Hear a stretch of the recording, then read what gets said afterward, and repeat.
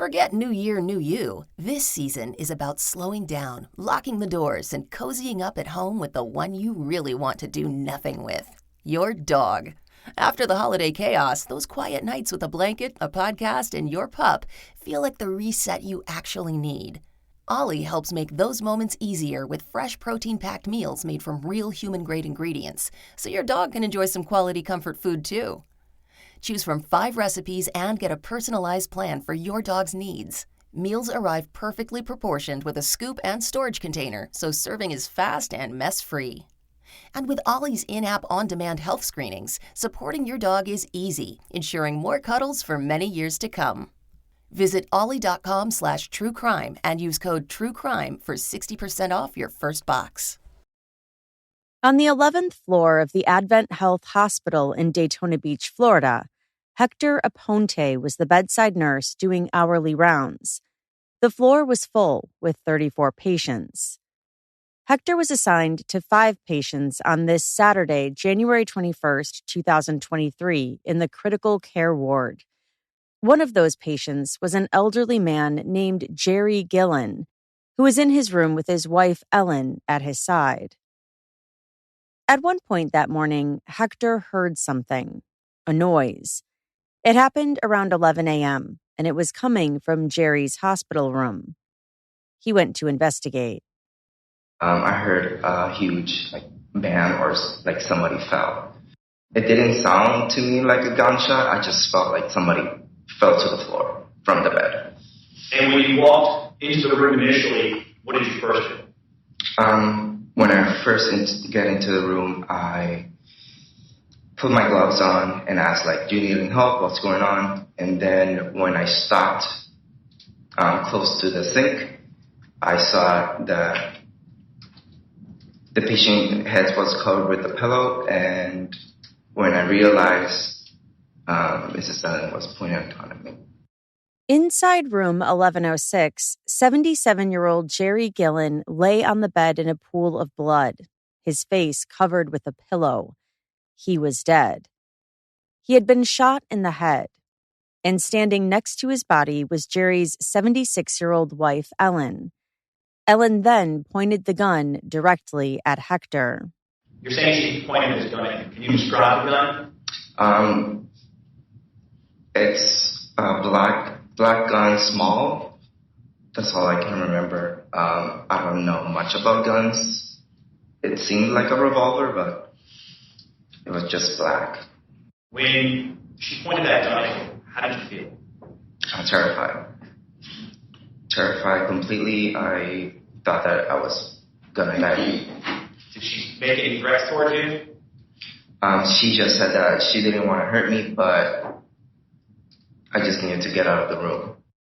Ellen demanded that Hector leave, but he was so stunned he could hardly move. He was frozen in fear. Now, did she say anything to you? She told me to get out of the room multiple times. And I was in a state of shock, so it took me a while to get out of the room. And when I came to, I just did what she told me to do. I got out of the room and I went to the nurse station. And I told my colleagues that she had a gun. There's a person with a gun. We have to call the code firearm. The hospital was on red alert as Ellen Gilland then barricaded herself in the room with a gun. So we all proceed to run, hide, or get out of the hospital. Hector and his coworkers hid in a locked medicine room that could only be accessed with an employee badge. For about 5 hours, he waited there while the hospital shut down. The anxiety built up. This day would haunt him for years and wake him up in the middle of the night with nightmares. This is Jillian in partnership with Law and Crime. You are listening to Court Junkie, episode 290.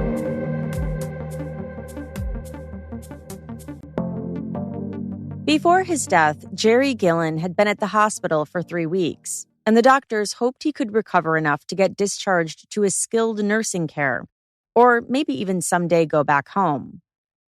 Jerry was on his 20th day in the hospital, and he couldn't sleep at night or during the day, so he was anxious. Doctors gave him a drug that was supposed to help his delirium and to make him feel less agitated. Even before the shooting, tensions ran high on the 11th floor.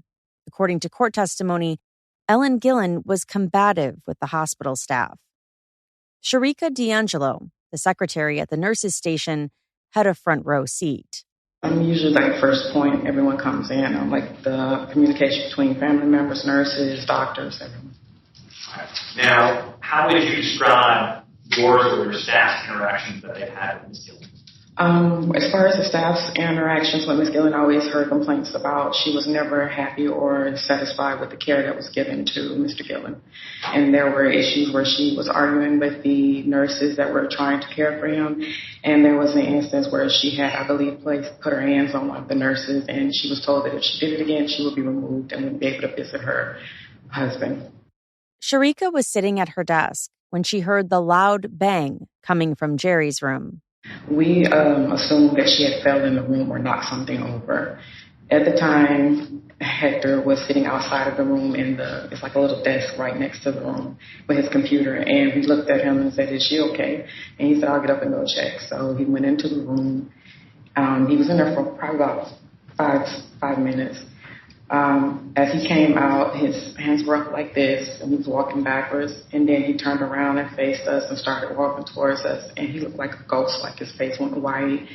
He was very just out of it. And he came towards me, and he said, he was just like shaking and stuff. And he sat down. It was like a little corner next to my area, and he sat in that corner, and he just was like spaced out. And I said, "Hector, what's wrong? Are you okay? Is she okay?" And he said, "She has a gun." Because we did hear yelling when he went in the room. We heard her saying something like, "Get out," but we couldn't make it completely out. We heard her saying something like, "Get out, get out." So when he came out looking like he looked, and then he sat over in the corner, we asked him what was going on, if he was okay, and it took him a minute, and then he said that she had a gun. She had a gun. He just kept saying that over and over and over. She picked up the phone and called the number to put out the emergency code. There was an active shooter on the 11th floor in room 1106, she said. She didn't stay on the line. She then dropped the phone and ran. I was just in shock because I couldn't believe this was actually happening. You don't think someone's going to bring a gun into the hospital, you know. My coworkers were all screaming, crying. Hector was on the floor balled up in the fetal position, and he was crying. I just didn't know what to do. At the time, I kept asking anyone, "Do you have a phone?" Because I couldn't find we have a phone that's supposed to be in the bedroom. We couldn't find it. I left my phone at the nurse's station. I didn't even have my cell phone. One of our coworkers did have a cell phone that was in the room with us, and she called our administration department. She called the DON first, which was Terry, and then they proceeded from there. Corey Jackson was a hospital security guard, armed with a baton and a taser. No gun, though. He got the call. Somebody had a gun on the 11th floor. Without any firepower, he bravely headed up. He opened the door, and there was Ellen Gilland, sitting by her husband's bed.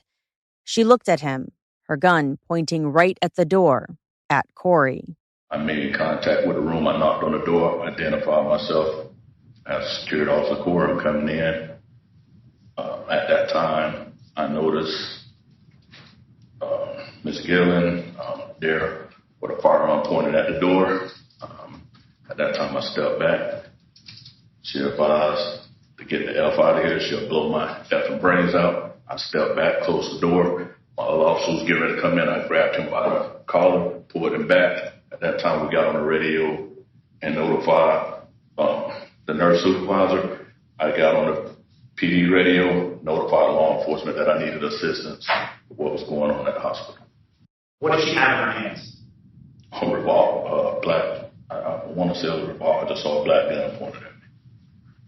Now, how far into the room were you when you saw this black gun pointed at you? I just got right in the door frame.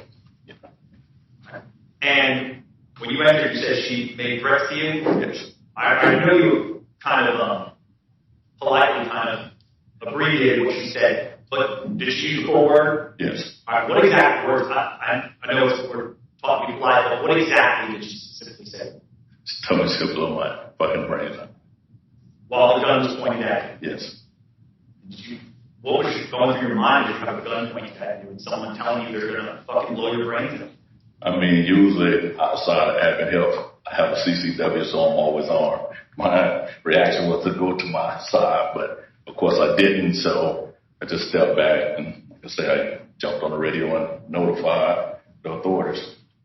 Corey shut the door.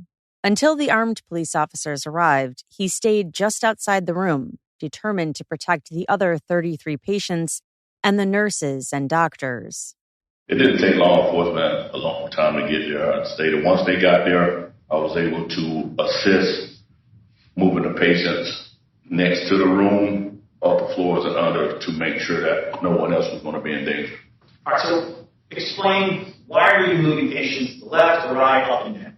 I mean, I don't know what. I mean, a bullet can go anywhere. The critically ill patients, some of whom were struggling to breathe, were evacuated to different floors so they could receive medical care if they needed it. Some of them were on ventilators. Corey testified that he pumped the bags to help them breathe. Since he was a security guard, he was nervous if he was pumping too fast or too slow. This was well beyond his job training. Like I said, I don't know if I was going fast enough or what. Like I said, that's not my forte, but I was doing what I can to make sure that I got them out fast enough for the staff, that's their job, to do what they needed to do. You saw a patient you're helping who was struggling to breathe. Yes. Ellen Gilland, a 4'9", 76-year-old with an artificial hip and who used a walker to get around, had effectively shut down the hospital. Daytona Beach Police Patrol Officer Kemi Okoya got the dispatch: active shooting at Advent Health. On the elevator up those 11 floors, Officer Okoya thought about the oxygen tanks and everything flammable in the hospital. He carried a riot shield to protect himself from any incoming bullets. He knew this situation could be bad. His body cam footage captured the high-stress scene at 301 Memorial Medical Parkway, not far from Daytona Beach's famous vacation spots. Drop the gun! Drop the gun! Drop the gun! Just drop it! Just put it on the ground and slide it away from you! Why can't you drop the gun? Why can't you drop the gun? I'm listening. I'm talking to you. I'm here. Let us help you. We don't want to hurt you. We're scared too.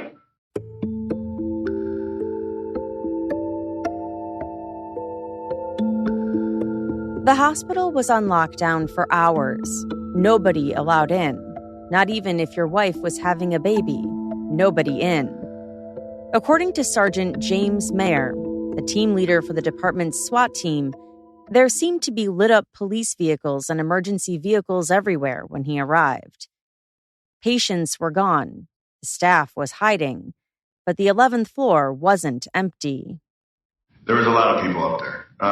The hallway was extremely crowded. That was one of my first issues I had, was getting certain people, certain patrol officers, security guards, whoever it may be, back away from the threat. My second thought is obviously secondary victims, people in rooms next door. Sergeant over there brought up a great point. There's oxygen that runs through the walls. Started working on trying to get that oxygen shut down for any secondary explosions. So let's talk about that. So the oxygen issue in the hospital, what risk does that pose to you for your operators? I mean, it's a huge threat. Oxygen is highly flammable. You know, some of the devices we use are small, I guess you could describe as explosions. Bullets entering an oxygen line, I wouldn't want to figure out what happens. This was the worst case scenario. This was pretty hard. We're 11 floors up. We're being told that if we go into that door, we're going to be shot. Police flew a drone outside the hospital room to see inside, but the glass was tinted, so it wasn't possible to see anything. Then the drone started malfunctioning. It flew straight into a window and crashed, falling and breaking. The police negotiator knew the shooter's name was Ellen. He told her she was the same age as his mom. He tried to reassure her, as seen on his body cam video, later played in court. When I signed up to do this, ma'am, I signed up knowing there's going to be people that I can help that I've never met before, and I'll probably never see again. And it's about helping people. That's what this is about. I don't care what the news shows you. We get in this job, this line of work, to help people. And that's why we're all here. According to the Daytona Beach police report, while talking with the negotiator, Ellen admitted she had killed her husband. But it wasn't as it seemed.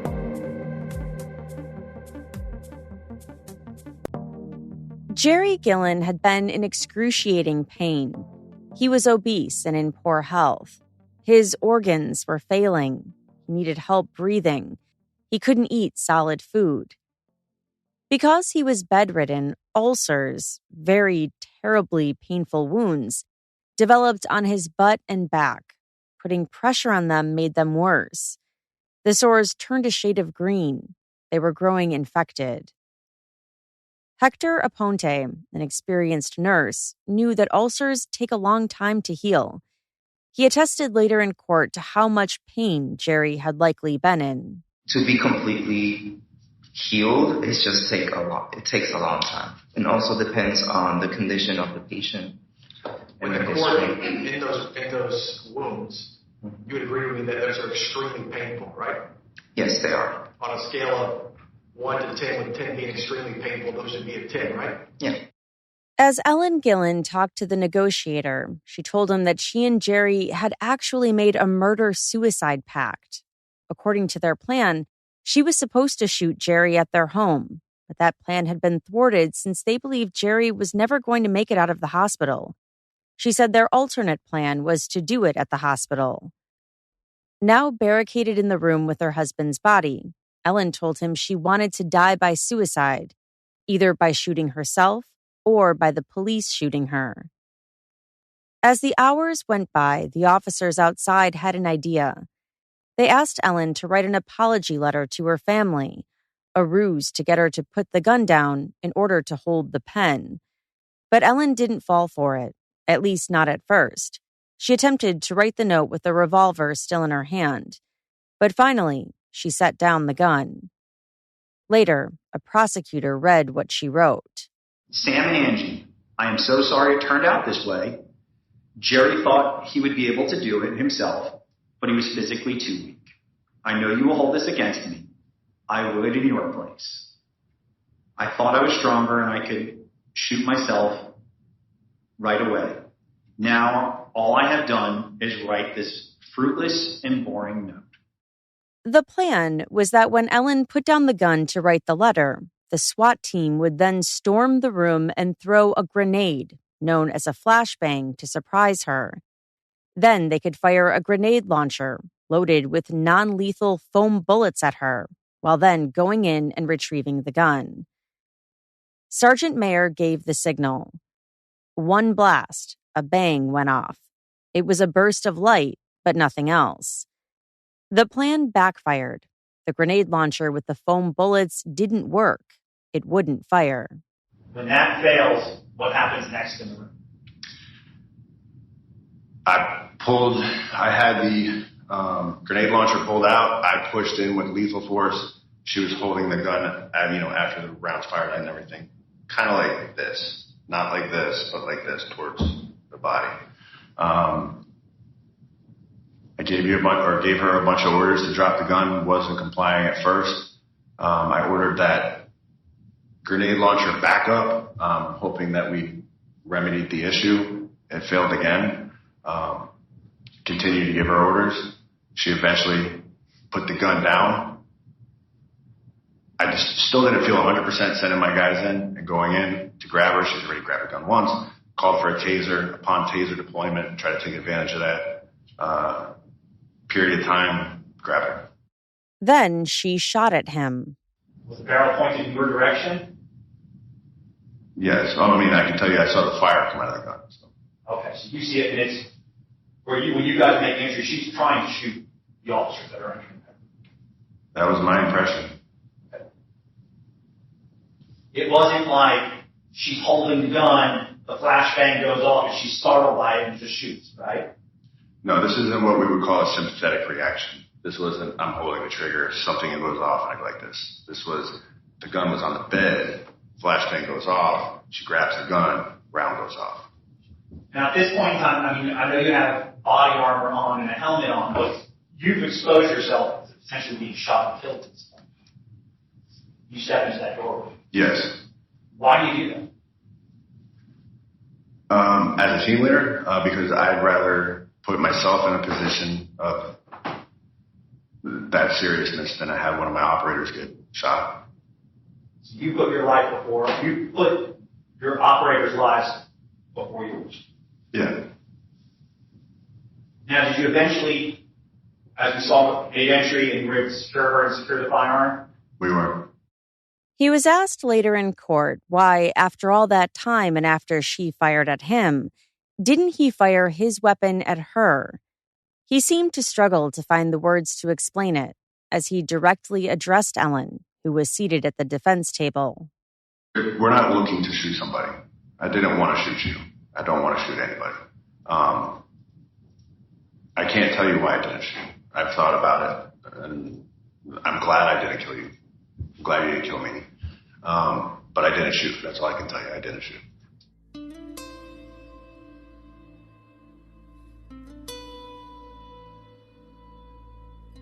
With everything he was going through physically and mentally, Jerry Gilland spoke of suicide at the beginning of his hospital stay.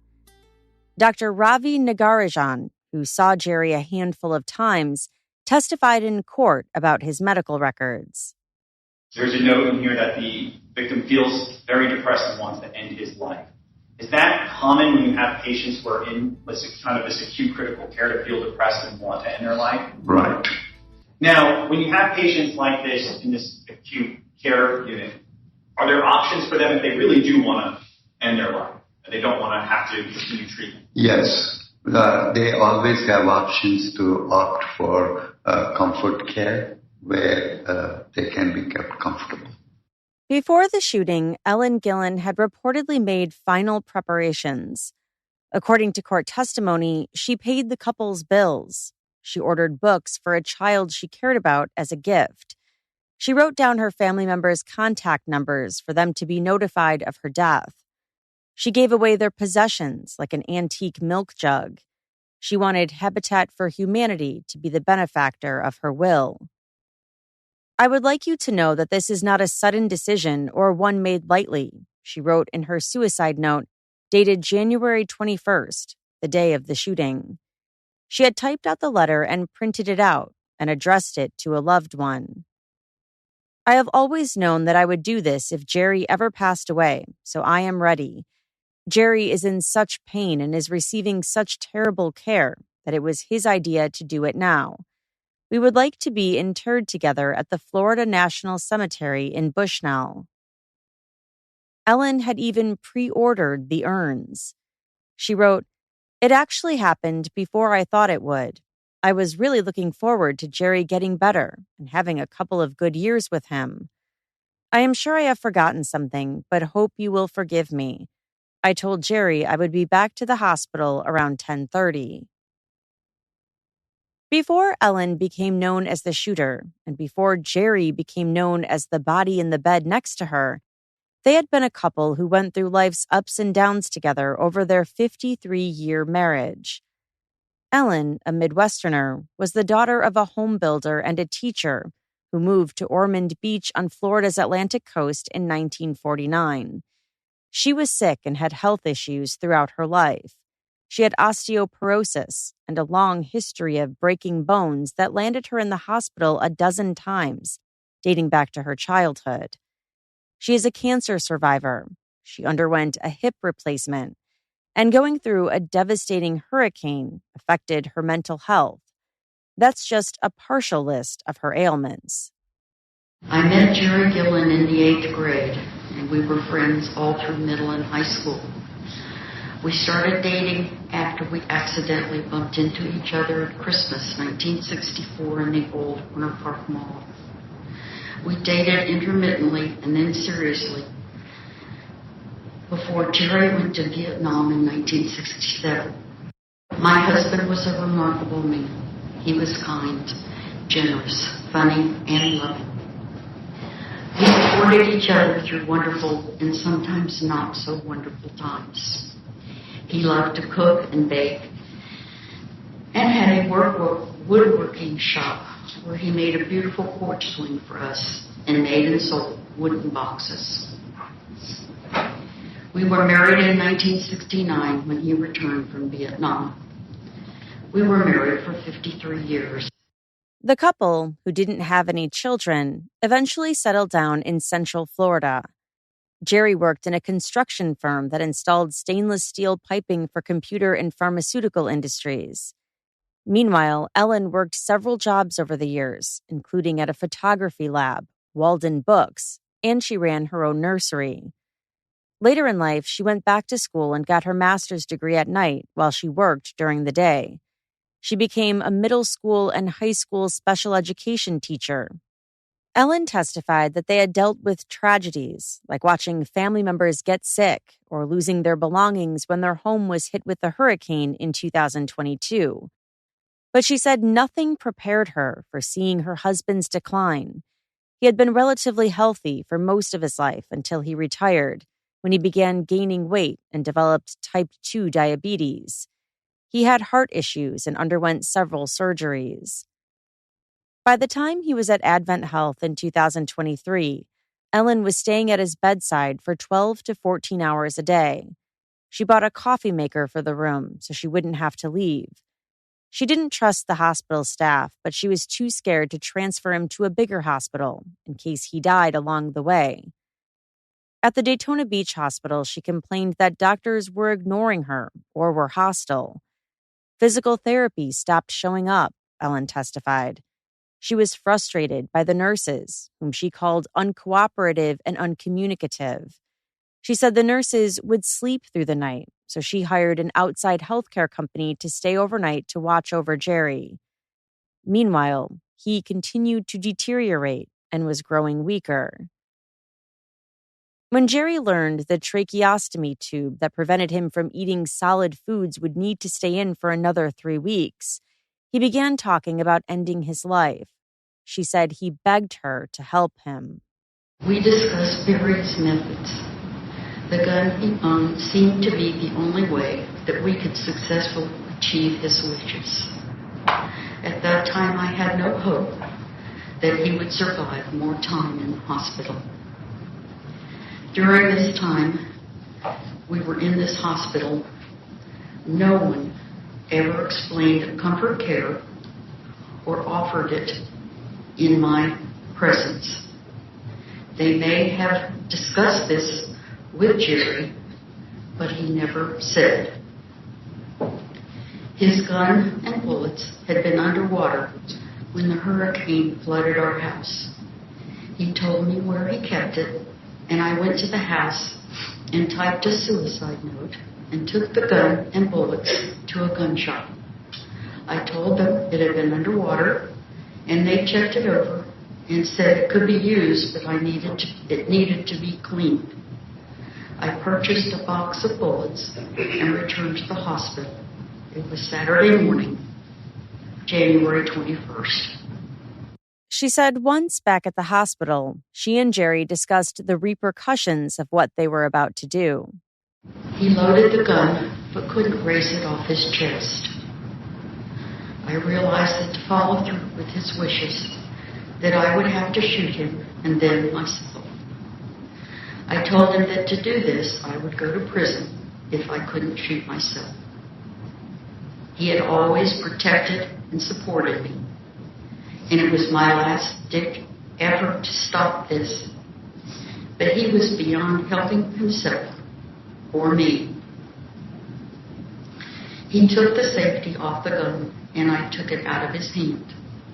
I held the gun behind his ear. I pulled it away and asked him if he was sure. He raised his hand and placed it on my arm and pushed the gun to his head. There was a loud bang, and he was gone. I was already crying, and I became hysterical. She said the machine started beeping loudly. She put the gun down on the bed and then picked it back up. She put the safety on. She said it had gone off so easily. She didn't want it to go off and shoot him again or put a hole in the bed. I sat beside him, holding his hand and crying until the male nurse came in the room.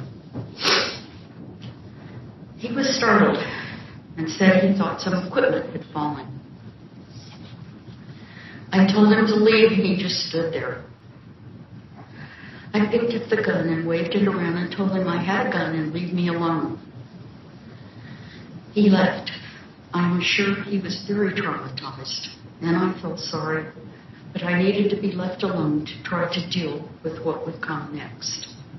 The security guards came to the door. She told them to go away too, that she had a gun.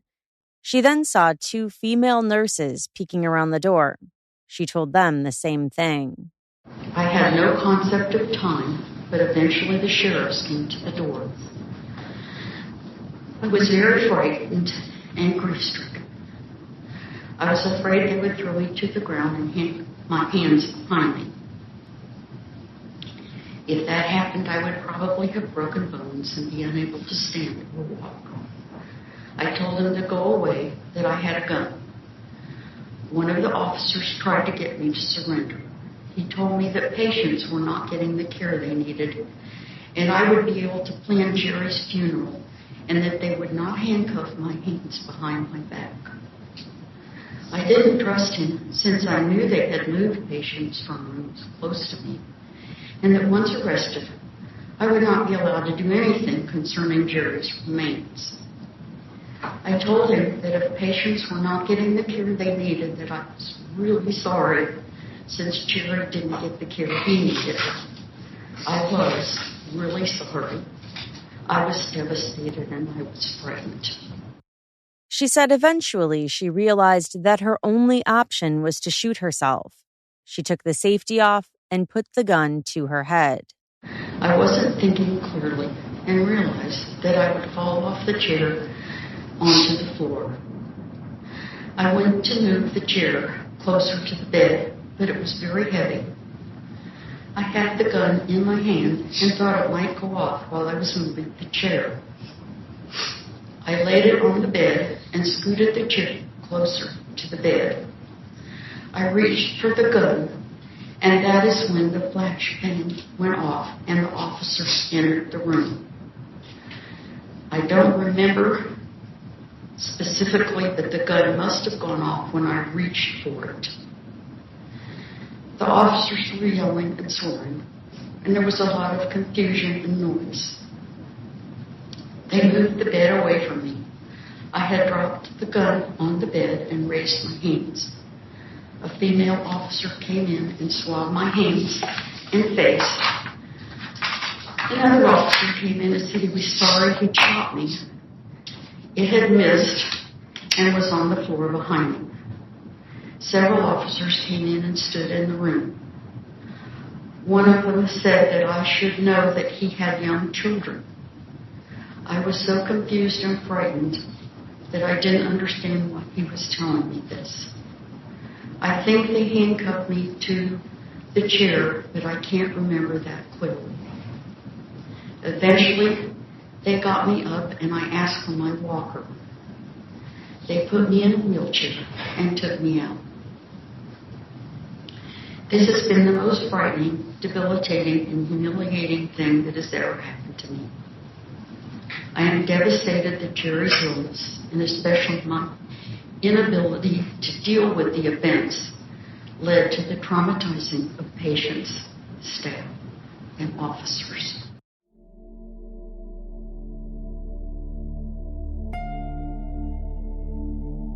According to prosecutors, what happened that day didn't have to happen that way. Jerry was not trapped in the hospital. They pointed out that he could have been placed into hospice to die at home.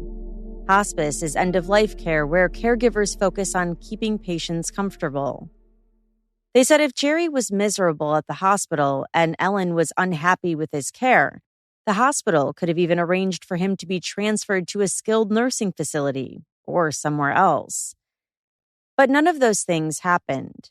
Instead, Ellen shot her husband, and then everyone on the 11th floor became a hostage. However, while under cross by Ellen's defense attorney, Dr. Nagarajan acknowledged that Jerry had limited options because of his health and his weight of 263 pounds. It wasn't as if he could just get up and walk home.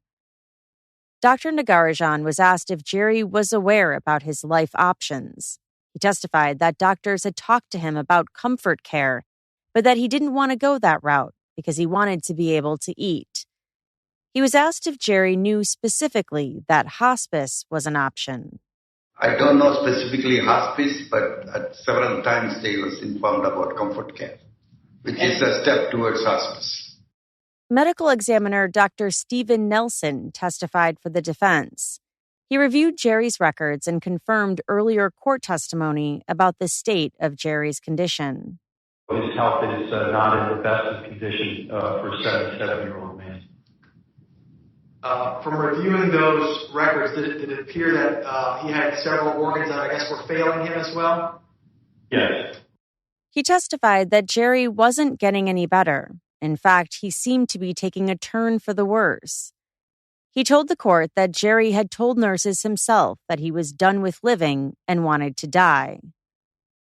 But on cross, the prosecutor asked if Jerry was suffering from delirium when he was first admitted. He said yes. All right, and that affects your ability to rationally think. Yes. And that takes, even with medication, it takes a few days for that to get under control, correct? Yes.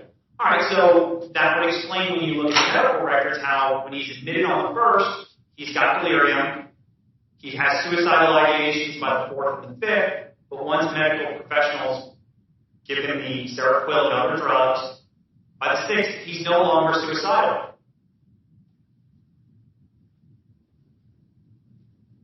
Is that accurate? Question sounded like a statement to me. Is that accurate?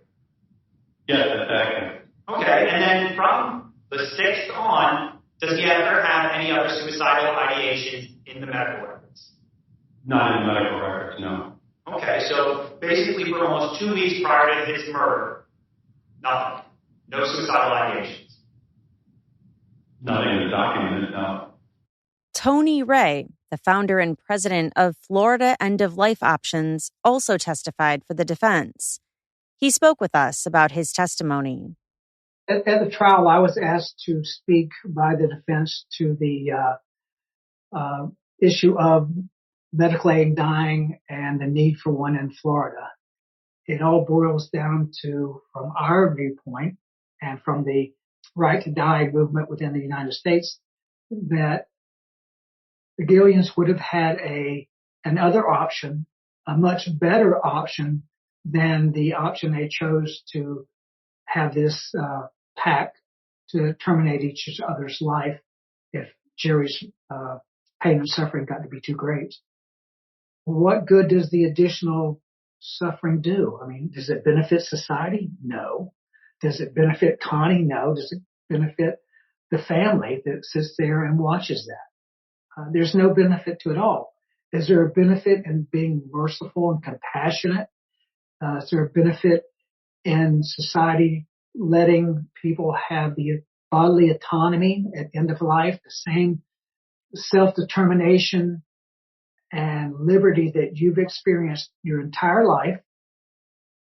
Decisions about where you lived, what job you took, who you married, those kind of important decisions. But when you get to end of life, you can't access the ability to control your own death. There are more than a few occasions in the state of Florida where people either end their life by their own hands or they have a spouse enter into helping them end their life. He said most of the time, people in Ellen's situation might be given probation and community service, but he acknowledged that Ellen's case was different, since it happened in a busy hospital.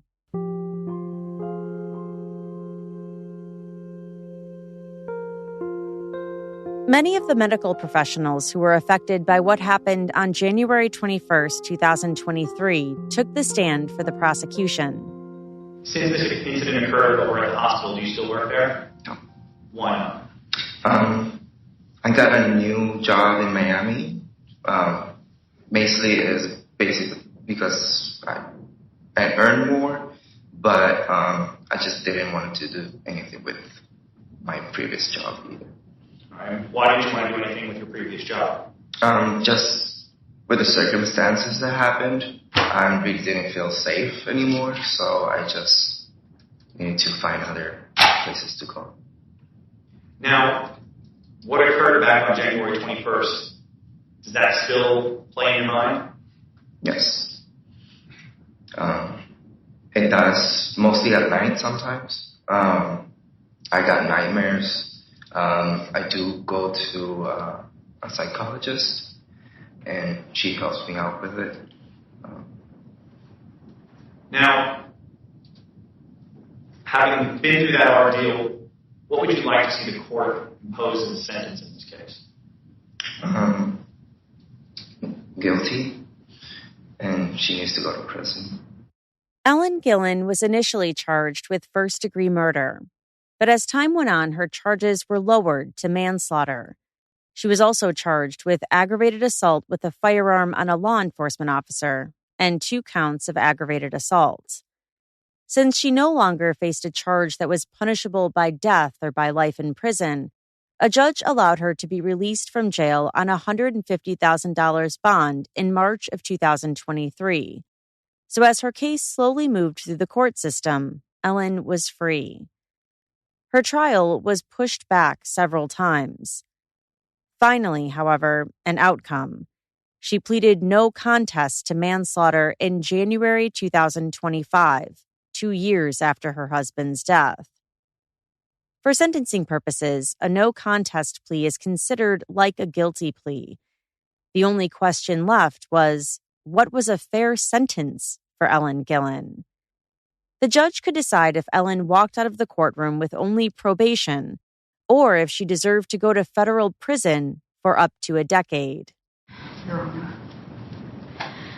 for 2 years, I've been preparing myself mentally and emotionally to spend the rest of my life in prison. The sentencing hearing began on February 28, 2025. All the audio you heard in today's episode, from Ellen, from the first responders and hospital employees, is from their testimony at that hearing. The sentencing had the spirit of a regular trial, witnesses testifying, cross-examinations, the attorneys on both sides making closing arguments. Before the judge made her decision on Ellen's fate, Ellen had the following exchanges with the prosecutor. I said that the hospital never offered us any kind of other care. They never said we can move him into hospice. We were told that this hospital was rehabilitation. Now, that means to me that he was getting better and he was going to get better and we were going to be able to go home. Okay, but when you made the decision, or you're saying now that Jerry made the decision to kill himself, you didn't think to say, hey, let's just do hospice. Let's do it humanely. Let's do it where I can be by your side. I can hold your hand until your dying moment. Because they kept saying that he wasn't dying. You understand in a unit like that, it's going to be 2 steps forward, 1 step back. That his recovery, due to his size, due to his health, it's going to take time. You understood that, did you not? Yes, I understand that it isn't a straight line to recovery. I was not functioning correctly.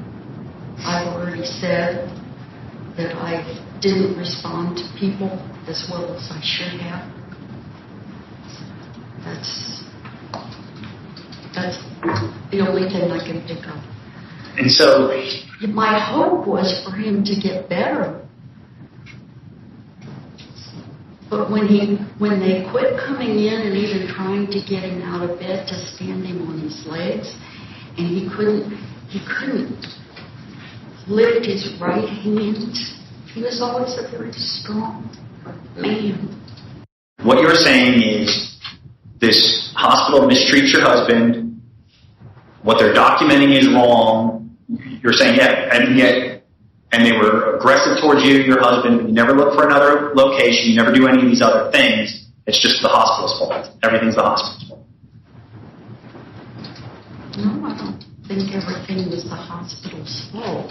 I'm saying that I was in a very stressful situation after several stressful years of moving around, being in a hurricane, having my husband fall ill, being in and out of hospitals, trying to get help. I am not blaming the hospital. I'm telling you how I came to be in the situation I was in to the best of my ability. I have no animosity. I was describing the things that happened to me and happened to Jerry. So, I mean, they didn't kill him. No. That was you, right? Yes. Okay. The prosecution declined to give a recommendation on an appropriate sentence, saying only Ellen deserved to be punished for her crimes. Meanwhile, the defense asked the judge for probation with credit for time served, 42 days. Ellen was 78 years old when she was sentenced. The judge told the court that this case wasn't a typical mercy killing because of all the other victims involved, the 33 other patients on the 11th floor, the hospital staff, and the Daytona Beach police officers. And that's what makes this case different to me. A lot of the letters that were sent in and even some of the testimony today talked about aid in dying laws and how Florida should have such a law. This is not the proper venue to make that argument. I am not a lawmaker. That is not my focus. That's an argument that needs to go to the Florida legislature and them only. Now, that's not to say that I'm unsympathetic to you, ma'am, because I can't fathom the difficulty of watching your husband's medical condition deteriorate to the point that he was in that constant kind of pain and wishing that he were dead. I can't understand that. I can't begin to understand how difficult it would have been for you to actually pull the trigger to assist your husband in ending his own life. I do believe that that is what you did. And so the punishment that I'm going to impose in this case is related to the other charges against you primarily. I've heard from the victims today, and I am highly persuaded by that testimony about the trauma that was inflicted on them. So, ma'am, I am going to adjudicate you guilty. You will be a convicted felon as a result of this incident. I'm going to sentence you to 366 days DOC. That's prison. And you will get credit for the 42 days that you've served. That'll be followed by 12 years of probation. The probationary terms are that you have to write letters of apology to the civilian victims and the 6 law enforcement victims that were identified in the indictment. And then this is an important part of the sentence as well. I want you to perform a minimal amount of community service hours per month for as long as you're physically able to do that. I want you to do 8 community service hours a month. So that's maybe 2 a week. And I don't care what you do, but I want you to realize, ma'am, that your life still continues to have value and you can contribute to society. When the judge spoke to the court just then, she had alluded to the legislature in Florida. And so we spoke with Florida State Representative Joe Casello, who sponsored a bill just this year, House Bill 471, to give terminally ill people the right to die in Florida. We asked him if his legislation was inspired by Ellen Gilland's case. Instead, Representative Casello began talking about someone different. I have a personal story. Last couple of years, I lost my youngest sister to a cancer, blood cancer, and I saw it take its toll on her near the end, in the suffering and pain, and the pain and medication she just had to take to just to survive for another day. And it broke my heart. And if this option was available to her, I think that could have been a more relaxed, not, I don't want to use the word enjoyable, but comfortable. Like I say, we all have stories like this, we really do. And it shouldn't come to that point. This bill gives us a vehicle to alleviate some of that tears and pain and go out on a happy note, if you will, and joyous, and then being patched up with pentothal patches and for pain relief. And no one should have to live like that. The quality of life is everything. Many religious organizations, including the Catholic Church, are fighting against proposals like this one. In 2020, the Vatican went as far as to call assisted suicide intrinsically evil acts in every situation or circumstance. And there's also opposition from advocates for people with disabilities. Assisted suicide targets and devalues disabled lives without ever mentioning us explicitly, the Center for Disability Rights wrote. Non-disabled people who express a desire to commit suicide to a doctor are almost always referred to suicide prevention or mental health services. By contrast, when a disabled person requests assisted suicide, doctors conclude that our disabilities are sufficient grounds to treat us differently, and that suicide should be an option for us.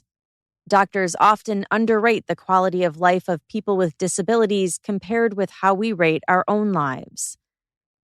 Representative Casello's bill is based on some of the existing laws in the 10 states where assisted suicide is legal. Oregon became the first. His bill makes it clear that a physician or anyone else cannot end a patient's life by lethal injection, mercy killing, or active euthanasia. Only somebody who has 6 months to live may self-administer the lethal dose of medicine. Patients would also need to be over the age of 18 and Florida residents. Under the bill, patients would have to make 2 oral requests and 1 written request for medication to end their life. What would also be required is a witness who is not a family member of the patient. The bill also proposes a 48-hour waiting period so the patient could rescind his or her request at any time. A physician would be required to confirm the patient is dying and to explain the patient's options, as well as make sure the patient has his or her mental capacity to make the decision. The physician is required to make sure the patient's choice is voluntary, according to the 27-page bill. There's a lot of checkpoints in this bill that make the process, I don't want to say foolproof, but foolproof. That when somebody decides, there's a process that there's a lot of stopgate measures in this bill that you don't follow or you don't qualify, it doesn't happen. It's just, some people have their mindset, you just go down to the pharmacy and get this mixture and you do it. But it doesn't work that way. There's your doctor plays a big part of it, and the family plays a big part of it. There's a waiting period for it, and in the end, you've got to take it yourself. Nobody administers it for you.